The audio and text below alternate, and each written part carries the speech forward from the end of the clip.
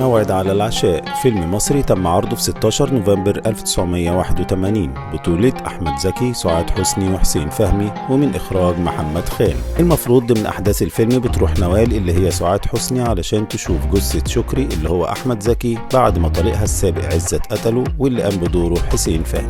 وعلشان أحمد زكي ساعد سعاد حسني على الاندماج في المشهد، قرر إنه يدخل تلاجة الموتى، وبالفعل راح مشرحة المعادي وقابل المسؤول عنها اللي رحب بيه وقال له أنا مجهز لك التلاجة اللي كانت فيها أم كلثوم وشاه إيران. ويدخل أحمد زكي المشرحة فيلاقي ريحة الفورمالين مالية المكان، فيطلب إزازة كولونيا علشان تبقى معاه لما تتقفل عليه التلاجة، لكن ريحة الكولونيا مع الفورمالين كونت ريحة أبشع من الفورمالين، ودي كانت الصدمة الأولى. أما الصدمة التانية فكانت من حارس التلاجة اللي قال له امبارح كان في اشلاء جثه من حادث تصادم، وانا نظفت التلاجة كويس علشان تكون جاهزه للتصوير. اما الصدمه الثالثه فكانت لما دخل احمد زكي التلاجة وهو فاكر ان كل غرفه او عين مستقله بذاتها مفصوله عن التانية بحيطه، لكنه بيتفاجئ ان الغرف مفتوحه على بعض والريحه صعبه جدا، فيقرر انه يكتم نفسه اول ما المخرج يقول اكشن علشان الريحه، وعلشان لما يفتحوا التلاجة وتشوفوا سعاد حسني يكون كانه ميت بالفعل فتندمج في المشهد. وبالفعل بتندمج سعاد في المشهد وتحط ايدها على وشه وتنهار في البكاء من الصدمة.